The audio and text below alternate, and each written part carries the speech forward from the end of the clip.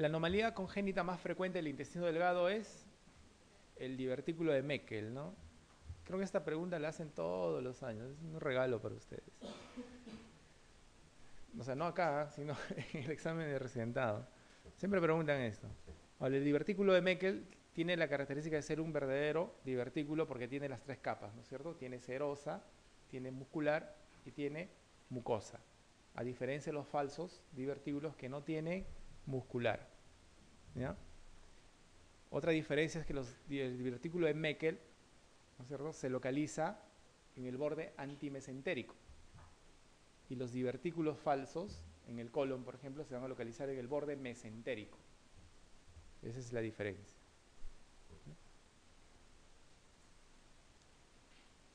¿Cómo se llama cuando el divertículo de Meckel forma parte de un saco herniario?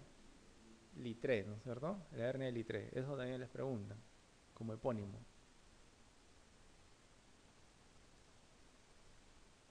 La diverticulosis intestinal, ¿no? Son falsos divertículos, generalmente asientan en el colon derecho, ¿no es cierto? Carecen de muscular, perdón, colon izquierdo, generalmente predominan en el colon izquierdo, ¿no? Carecen de muscular y se forman precisamente o sea, salen a través de los vasos nutricios, ¿no?, que tiene el colon en esa zona. Son tres.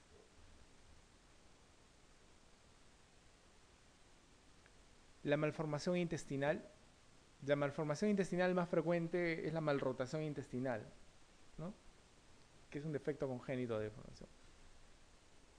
La enfermedad de Hirschsprung con afectación del intestino delgado, muy rara vez, generalmente el Hirschsprung afecta el intestino grueso, pero recuerden que al ser una ganglionosis, al haber ausencia de las células de los plexos de Meissner y Auerbach, puede afectar a todo el tracto digestivo, pero es más frecuente en el intestino delgado y es una causa de obstrucción baja en los niños, ¿no es cierto? Es más frecuente en los niños. Los adultos rara vez encontramos, pero sí podemos encontrar. Pero es más frecuente en los niños. Hirschsprung, niños. Obstrucción intestinal, baja. ¿Cierto? La mucosa gástrica heterotópica, generalmente el divertículo de Meckel contiene este tipo de mucosas. Puede tener mucosa pancreática, mucosa gástrica, mucosa intestinal. ¿Ya? Entonces, ¿cuál es la complicación más frecuente del divertículo de Meckel? Sangrado. Hemorragia digestiva baja, que es sangre. La segunda complicación, la diverticulitis o la perforación. ¿No es cierto? ¿Y cómo tratamos el divertículo de Meckel? Cuando lo encontramos, recuerden que es una causa de diagnóstico diferencial de apendicitis aguda, porque el divertículo de Meckel generalmente se va a encontrar entre 50, 60, algunos libros dicen 70 centímetros luego de la válvula ileocecal. Entonces, a más de 50 centímetros de la válvula ileocecal se encuentra el divertículo de Meckel. ¿Ya? 60 a 70 centímetros. La literatura dice eso. Entonces, al localizarse en esa zona, es un diagnóstico diferencial de apendicitis. Entonces, nosotros entramos, un joven, paciente joven, ¿no?, con un dolor en fosa ilíaca derecha, que incluso puede tener la misma migración o tener la cronología de Murphy. No encontramos, cuando encontramos un apéndice normal, estamos obligados en buscar divertículos, ¿no? Entonces empezamos a progresar y buscamos hasta 60, 70 centímetros de la válvula ileocecal. Si está todo limpio, lo dejamos ahí. Y muchas veces hemos encontrado divertículos, ¿no? Pero cuando encontramos el divertículo tenemos que ver si está en fase aguda, o sea, si está en una diverticulitis. Si está en una diverticulitis, lo que hacemos es resección y anastomosis. Ese es el tratamiento quirúrgico. O sea, una resección intestinal en la zona que está localizada el divertículo. Si encontramos el divertículo y no tiene ningún signo infeccioso, lo dejamos. No tenemos por qué tratar ese divertículo.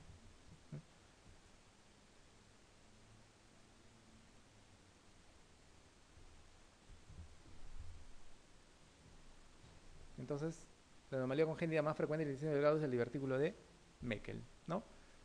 Entonces acá, este es el famoso divertículo de Meckel, ¿no? Está en el borde antimesentérico, es un verdadero divertículo, ¿no? Y el tratamiento es la resección intestinal y la anastomosis posterior.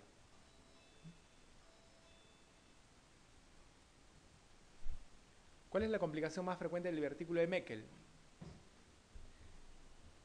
La primera es la hemorragia. como también de los divertículos del lado izquierdo, ¿no es cierto? La primera complicación, sangrado.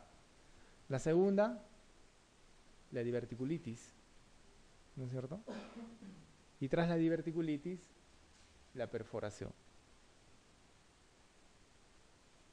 La diverticulitis es la inflamación, ¿no? Entonces, primera complicación, hemorragia. Segunda complicación, inflamación, o sea, diverticulitis. Y luego de la inflamación ya puede venir la perforación.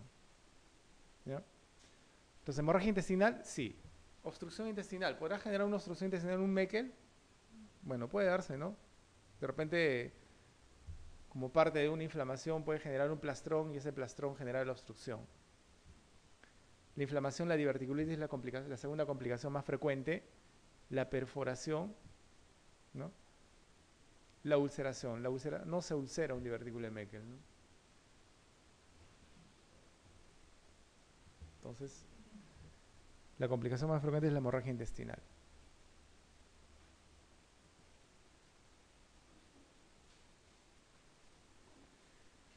¿Y a qué se define como una complicación quirúrgica? A cualquier alteración respecto al curso previsto en la respuesta local y sistémica del paciente postoperado, ¿no? Entonces, ¿qué complicaciones podemos encontrar en estos pacientes? Hablamos de fiebre, ya hablamos de este caso, ¿no? El primer día de la cirugía se va a deber a atelectasia. Y durante la cirugía existe un episodio muy desagradable para los fisiólogos que se llama hipertermia maligna, ¿no? Que es una patología innata, incluso tiene que ver con la herencia autosómica dominante, ¿no? En la cual va a existir una respuesta por parte del individuo, una reacción, ¿no? Que va a desencadenar, por ejemplo, espasmos continuos, sostenidos, ¿no? Hipertermia per se, ¿no? Problemas cardiológicos respiratorios, ¿no? Con una mortalidad muy, muy, muy alta, ¿no? Se dice que hay una enzima, ¿no? Se llama la riadina, que tiene que ver mucho con la génesis de esta patología. Entonces, precisamente existe un espasmo continuo por los cierres de los canales de calcio a nivel de las estructuras musculares, y esto va a generar un espasmo continuo, mayor metabolismo, y este mayor metabolismo genera la hipertermia, ¿no? Los anestesiólogos tienen miedo porque este espasmo puede generar el famoso trismus, y el trismus lo que se genera es el cierre de la... Si el paciente está intubado, colapsa el tubo endotraqueal, ¿no? Elevación del CO2 por limitación de la respiración, y la mortalidad es alta, pues, en estos pacientes, ¿no? Una reacción alérgica a los medicamentos, anestésicos sobre todo, y el más frecuente es el sevoflurano. Ya no utilizamos el sevoflurano.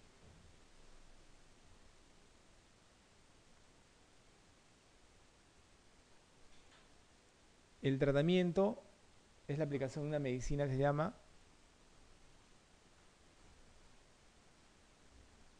dartrolene, ¿no?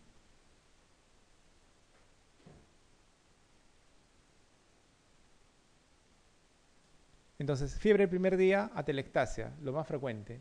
Pero también recuerden que el procedimiento quirúrgico por el trauma y el estrés puede generar la formación de pirógenos endógenos, ¿no es cierto? La interleucina 1. Y esto puede generar también fiebre el primer día postoperatorio. Entonces, si en la pregunta dice fiebre el primer día de operación, es atelectasia.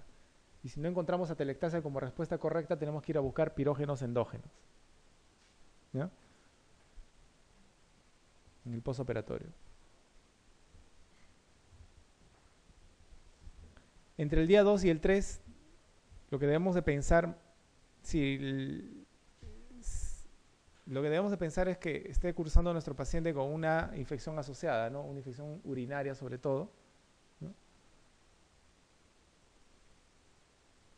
La fístula y la dehiscencia en caso hay una técnica mala.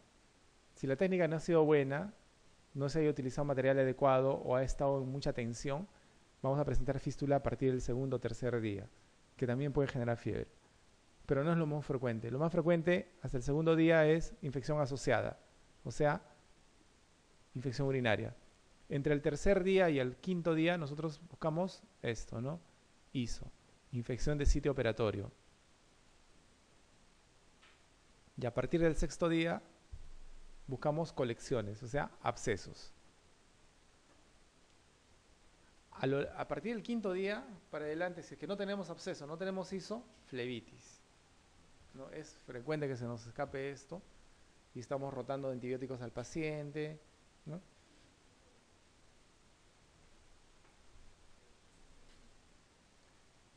Otra de las complicaciones temidas es la famosa hipotensión, ¿no? Y esa hipotensión puede obedecer a dos cosas. Después de una colistectomía laparoscópica o después de cualquier tipo de cirugía, existe una hemorragia continua, hace un hemoperitoneo, el paciente tiene que volver a entrar a sala. Entonces la hipotensión puede verse en primer lugar a hemorragia, es lo que debemos de descartar. Y luego a drogas, ¿ya? Esto me hace acordar mucho porque cuando era recién de tercer año, yo recuerdo que entramos a operar una vesícula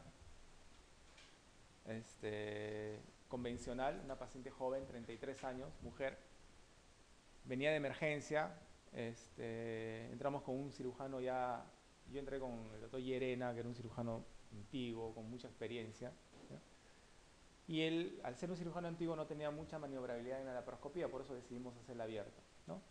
La paciente entra a sala de operaciones, una vesícula aguda, hacemos un buen control hemostático, no le dejamos Drempen-Ross porque, bueno, a pesar de que era aguda, pues no vimos idea de dejarle Drempen-Ross, ¿no? Cerramos piel, terminó el lazo quirúrgico, terminó en una hora y media más o menos, ¿no? El paciente pasa a recuperación, nosotros seguimos con la programación y a las 2 o 3 horas se me acerca, yo era R1 si no me equivoco, el R3 se me acerca y me dice si había ocurrido algo con el paciente durante el acto quirúrgico, ¿no? Alguna eventualidad que yo había acordado. No, yo le dije que nada y le pregunté por qué, porque la paciente estaba hipotensa en recuperación y estaba pálida, ¿no?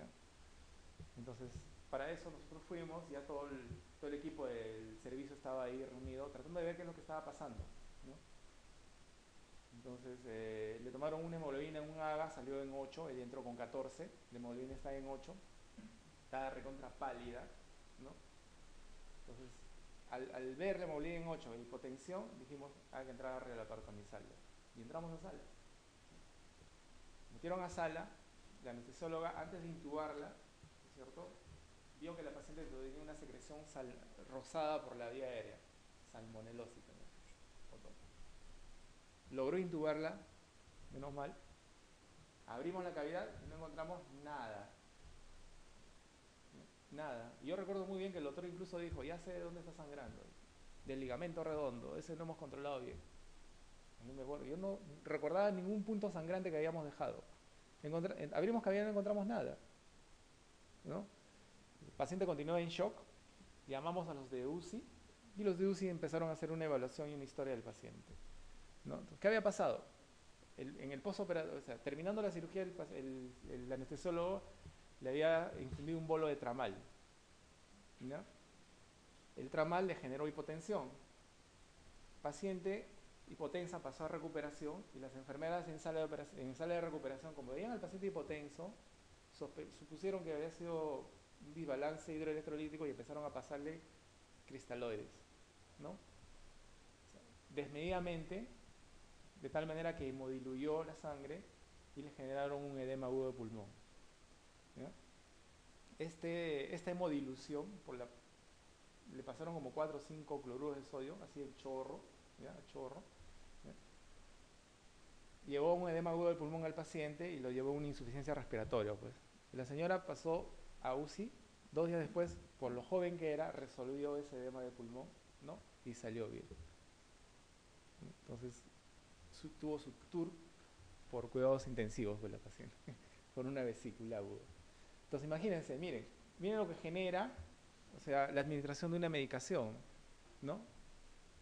Y haciendo una reevaluación, fue el tramal el que generó todo este problema, ¿no? Que si nosotros no hubiésemos seguido pasándole volumen al paciente, pasándole más volumen, y hubiésemos sospechado que era el tramal el que le estaba generándole la hipotensión, el paciente no debía haber entrado a sala nuevamente, ¿no? Y no hubiese llegado a tener el edema agudo, ¿no? Y no hubiese terminado en UCI. Y así terminó mi primera vesícula abierta, en UCI. Pero bien. Bueno, y luego, a partir del tercer día, si no controlamos bien un foco séptico, yo no le dejo tramal a nadie. ¿Ya? Desde ahí ya estoy traumado con el tramal. ¿Ya? A partir del tercer día, si el foco séptico no está controlado, debemos pensar, si es que hay hipotensión y frecuencia cardíaca alterada, es un shock séptico. Y en cuanto a la parte respiratoria, si el paciente amanece polipneico, ¿no es cierto?, taquicárdico, lo primero que debemos pensar es en TEP, un tromboembolismo pulmonar. Es lo primero. Y luego, pasan los días, ya debemos de pensar en algo más crónico, ¿no? Una neumonía, por ejemplo. Sobre todo en pacientes ancianitos y postrados crónicos, ¿no?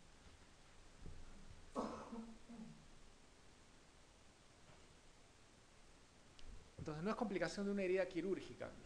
El seroma sí es una complicación de la herida quirúrgica, ¿no es cierto? El seroma es la secreción de líquido linfático, ¿no?, que se genera por la disrupción de las células que generamos al hacer la incisión, ¿no? Sangrado, sí, si no hacemos un control, puede generarse un hematoma en la pared, un hematoma en la herida, ¿no?, que es traumático.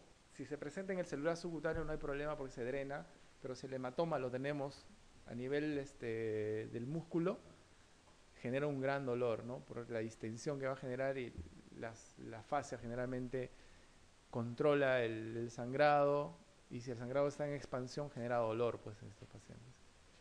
Evisceración.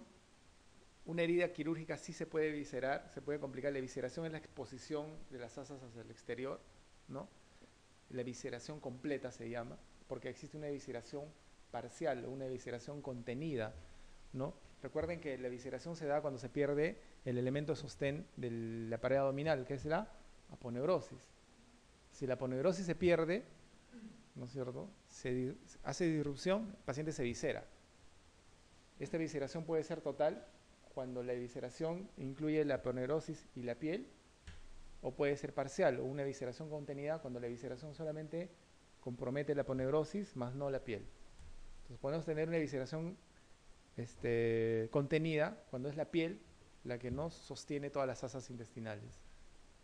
La evisceración completa tiene indicación quirúrgica, tiene que ir a sala el paciente, ¿no?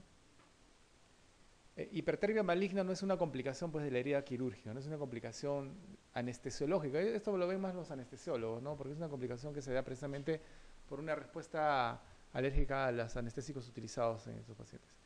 Y la cicatriz queloide, que es una cicatriz anormal, ¿no?, un sobrecrecimiento que se va a dar en la herida operatoria, ¿no? Entonces la hipertermia maligna no es. ¿Qué diferencia hay entre una cicatriz queloide y una hipertrofia, una cicatriz hipertrófica? La cicatriz hipertrófica va a crecer lineal a la herida, ¿no es cierto? En cambio, la cicatriz queloide, su crecimiento va a ser más en expansión, se va a extender inclusive a áreas sanas. Esa es la diferencia. Ambas tienen la misma patología, ¿no?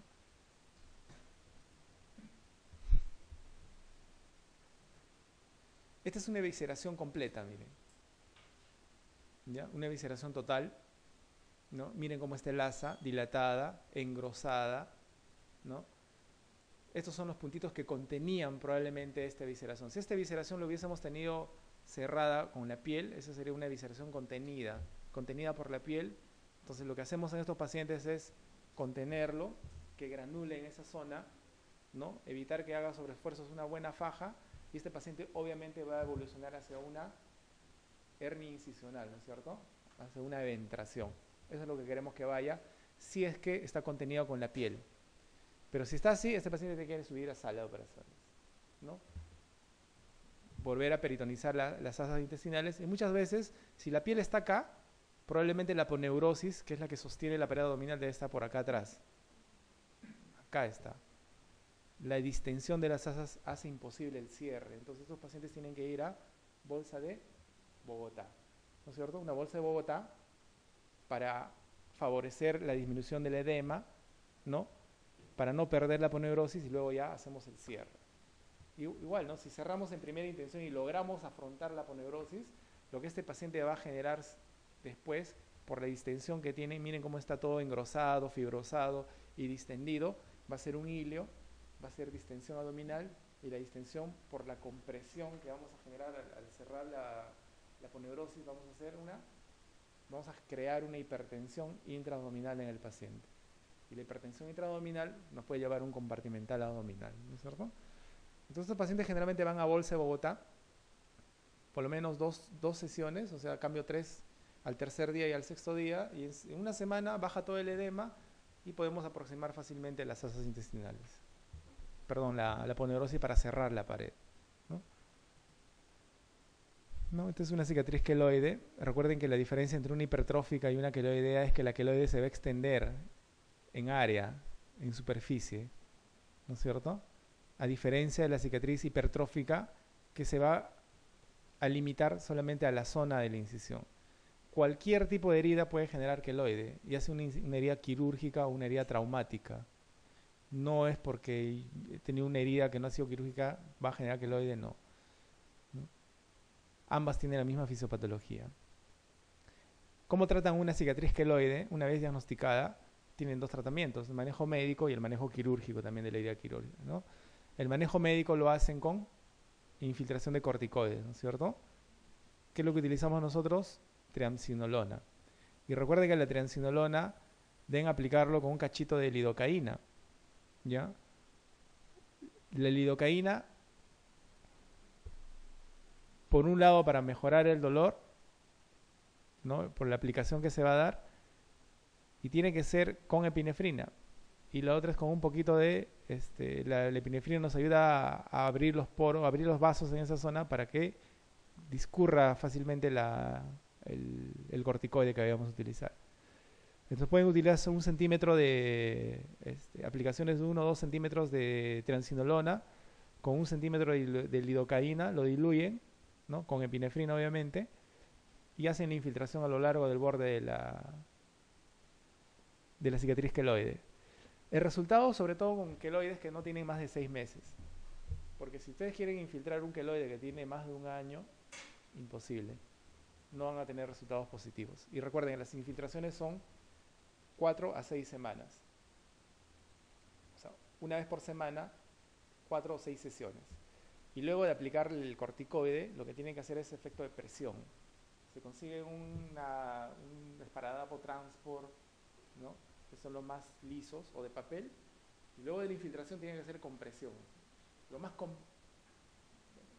plano posible tienen que dejarlo, para que también ayude a bajar el volumen de la cicatriz queloide. Entonces son dos efectos que tienen que ustedes hacer: compresión e infiltración. Tiene resultados positivos, que recuerden, no menos de 6 meses. Más de 6 meses es quirúrgico. ¿Y qué es quirúrgico? Con anestesia local, hacer una resección de la zona de la herida hasta el celular subcutáneo, ¿no? Buscar bordes firmes, ¿no? Y esperar la cicatrización. Si vemos que este paciente está yendo a cicatriz hipertrófica o queloide, hacemos infiltración de corticoides ya antes de esperar a que se forme la cicatriz queloide, ¿no? Porque no significa que por el procedimiento quirúrgico el paciente no va a formar queloide. Si tiene tendencia a queloide, así le saquemos este queloide y hagamos una incisión bien bonita y limpiecita, si tiene tendencia a formar queloide, va a formar queloide. Pero ya tenemos una superficie, una herida que ya la podemos manejar nosotros. Ya podemos hacer al mes, ¿no es cierto? O al cierre, podemos hacer infiltraciones de corticoides para evitar que forme el queloide, ¿no? Esa es la secuencia que se da en el manejo quirúrgico de los queloides.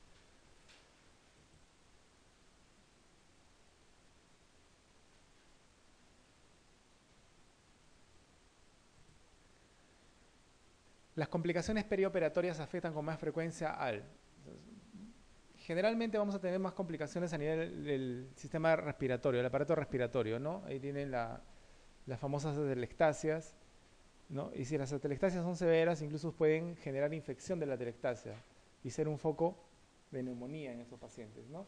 ¿Y cómo manejamos la atelectasia?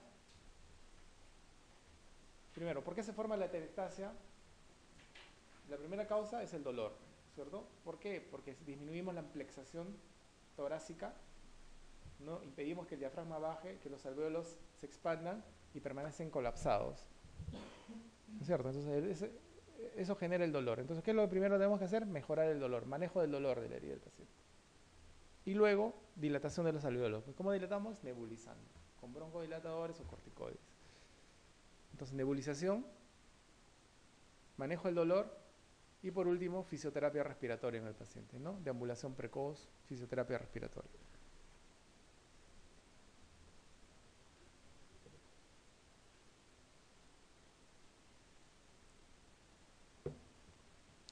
En el sistema nervioso central, complicaciones postoperatorias, tenemos muchos ancianitos que son operados de hernias, que hasta ahora no me explico ni los anestesiólogos por qué, pero en el postoperatorio inmediato muchas veces hacen trastornos de conducta, agitación psicomotriz, desconexión del medio, ¿no? Debe ser porque ya las reservas de piridoxina, de tiamina ya son bajas en ellos y pueden generar este tipo de problemas, ¿no? Pero generalmente los ancianitos son los que presentan en el postoperatorio trastornos de conducta en el sistema nervioso, ¿no? Agitación psicomotriz sobre todo. Tienen que estar con sujeción, pues, ¿no? Pasa el postoperatorio y empiezan a despertar, por así decirlo, ¿no? A recuperar. ¿Qué hacemos en ellos? Los amarramos, pues, sujeción mecánica o aldol, ¿no? Aldol en gotitas. 8 gotitas. Hasta 16, para que no se pasen de dosis. No solamente para los posoperados, ¿no? Para alguien que le está molestando mucho, aldol. Para que estén tranquilos. En el aparato circulatorio, la posibilidad de que se nos presente un tromboembolismo pulmonar, ¿no? Ver si el paciente no tiene factores de riesgo, postrado crónico, usuario de repente prótesis de caderas o presencia de insuficiencia vascular profunda a nivel de miembros inferiores, ¿no? Que nos conlleve obesos, ¿no? Bueno, en el aparato genitourinario no hemos visto muchas complicaciones postoperatorias salvo las traumáticas y iatrogénicas, ¿no? Cuando queremos poner la sonda de Foley, a veces el globito lo inflamos en la uretra y bueno, generamos lesión, ¿no? Y en el aparato digestivo, la complicación más frecuente que nosotros tenemos de fuera de la distensión, el hilio postquirúrgico y la obstrucción postquirúrgica temprana, las hemorragias digestivas, ¿no es cierto? Por estrés, las úlceras de estrés, ¿no? Entonces, las del aparato respiratorio y de cabeza, las famosas atelectasias, son las complicaciones más frecuentes en estos pacientes, ¿no? Luego le siguen las neumonías, ¿no? La fiebre, el primer y segundo día postoperatorio se debe principalmente a la infección urinaria, entre el segundo y tercer día habíamos dicho, ¿no? Infección de herida operatoria, debe decir ahí. La infección de herida operatoria se va a dar a partir del tercer y quinto día. Tenemos que ir buscando, ¿no?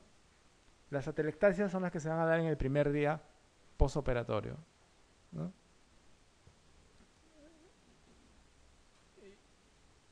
Inclusive puede presentar fiebre por pirógenos endógenos, recuerden. Embolia pulmonar se va a presentar en el primero, quinto, décimo, o hasta esos pacientes que están ya de alta y se quedan porque hicieron su embolia pulmonar. Será más grave. Gangrena dérmica postoperatoria, ¿no? Para que genere gangrena ya debemos tener un periodo mucho mayor a 7 días para que se genere isquemia a nivel dérmico, ¿no? Para poder generar gangrena. Una fasciitis, ¿no? Entonces la telectasia es lo que nos va a generar fiebre el primer y segundo día. No es característica de la telectasia postoperatoria, dice, no es característica, ¿no? ¿Constituye el 90% de las complicaciones pulmonares? Sí, ¿no es cierto? La primera, fiebre y un poco de estrés, lo primero que tenemos que pensar es que esté haciendo una telectasia. Y lo segundo, o sea, no es lo primero en lo que se piensa en un tromboembolismo pulmonar, pero es lo que debemos de tener en mente. Si nos dicen cuál es la primera, el 90% de las complicaciones pulmonares lo va a generar una telectasia, no un tromboembolismo pulmonar. Pero sí tenemos que tenerla presente, ¿no?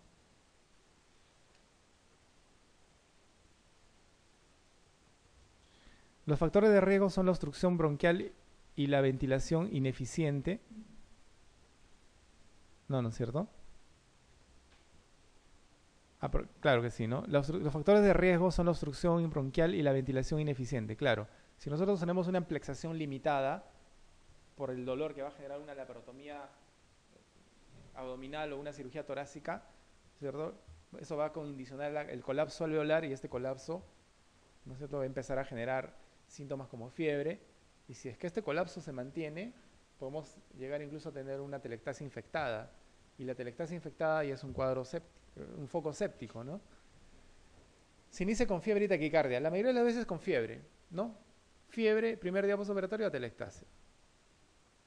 Suele ser masiva y producir colapso pulmonar. Puede ser. ¿De qué puede ser? Sí, como vemos en el gráfico, ¿no? No es muy frecuente, pero puede generarse un colapso masivo y generar un colapso pulmonar. Por lo general se presenta a las 72 horas de la cirugía. No, ¿no es cierto? A las 24 horas. Lo primero que se presenta.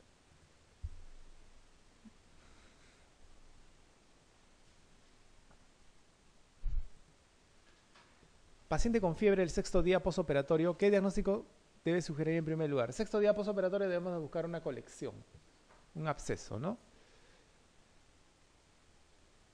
Neumonía. La neumonía la podemos tener a partir del tercer día, ¿no es cierto? En caso no tengamos ningún otro foco. La cistitis en el segundo día, recuerden. La infección de la herida entre el tercer y el quinto día. La flebitis a partir del tercer día de fiebre ya debemos buscar una flebitis. Dehiscencia de anastomosis o absceso intraabdominal. Absceso intraabdominal a partir del sexto día. Recuerden que la anastomosis, toda anastomosis tiene un tiempo de oro, ¿no? El tiempo de oro en las anastomosis intestinales son de 6 a 7 días. Nosotros esperamos el séptimo día para poder determinar de que una anastomosis nos ha sido provechosa. O sea que no va a generar dehiscencia ni fístula posteriores. A partir del séptimo día, cuando se trata de asa delgada. Cuando se trata de colon, nosotros esperamos un poquito más, hasta el décimo día. Décimo o hasta los días 14 incluso a veces esperamos.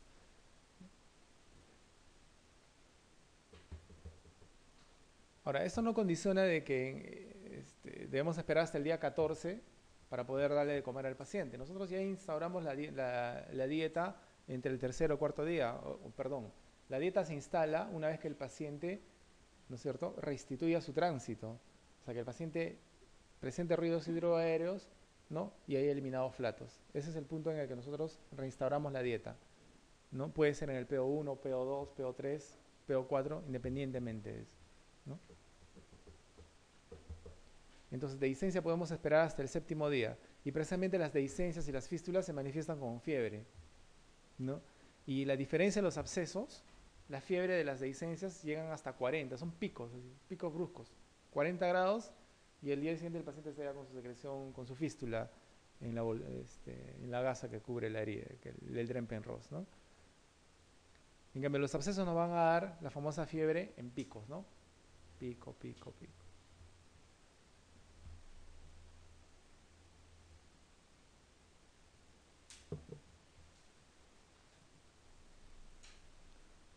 Entonces, aquí la respuesta sería abscesos, ¿no? No la infección de la herida. La infección de herida operatoria la tenemos que buscar entre el tercer y quinto día posoperado. Con relación a la hipertermia maligna, marque lo falso, dice. ¿Es una enfermedad hereditaria? Sí, ¿no es cierto? Tiene que ver mucho con factores hereditarios. No es muy frecuente. La incidencia va de 1 en 5.000, perdón, 1 en 3.000, puede ir desde 1 en 3.000 hasta 1 en 25.000, ¿no? O sea, la incidencia es variable. No podemos decir que tiene una incidencia alta ni una incidencia baja, ¿no? Tiene una incidencia variable. ¿Con frecuencia es mortal? Sí. Precisamente por las comorbilidades que trae, ¿no? El espasmo puede tener, el paciente puede tener paro cardiorrespiratorio, que es lo que generalmente sucede, precisamente por alteración en la contractilidad cardíaca, ¿no?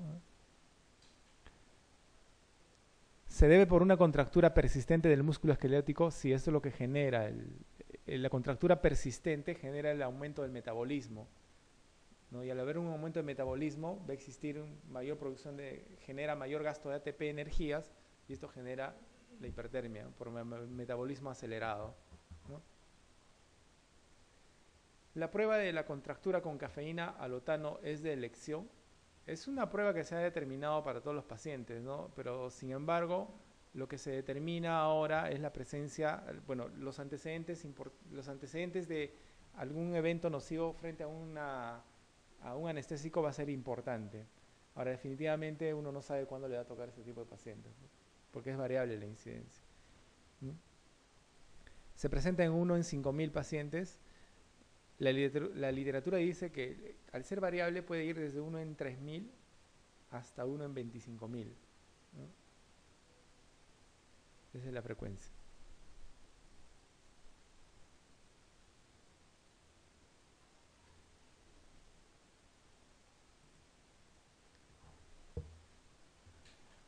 Las adherencias peritoneales postoperatorias se observan con mayor frecuencia en... Habíamos dicho que la mayor frecuencia se deben a procesos pélvicos, ¿no? Ya sean cirugías pélvicas o procesos pélvicos, ¿no? Las famosas EPIs, ¿no? Las cirugías de... las histerectomías, ¿no? Por la irritación que va a generar las enfermedades pélvicas, sobre todo, pueden generar adherencias laxas. Lo mismo que las peritonitis difusas, ¿no? Es probable que los peritonitis sean la segunda causa de formación de bridas en los pacientes y a consiguiente adherencias posteriores, ¿no? Las colecistectomías muy poco, salvo mucho más ahora que estamos haciendo las laparoscópicas. La cirugía mínimamente invasiva ha evitado precisamente que la mayoría de los pacientes generen este tipo de complicaciones, ¿no? Las gastrectomías sí tienen un alto índice. Las colostomías como cirugía mayor puede generar también adherencias, como todas las cirugías, ¿no? No existe una cirugía que genere mayor o menor formación de bridas o adherencias, ¿no? Pero las operaciones a nivel pélvica son las que, de acuerdo a la estadística, generan la mayoría de las complicaciones en cuanto a formación de adherencias y bridas, ¿no?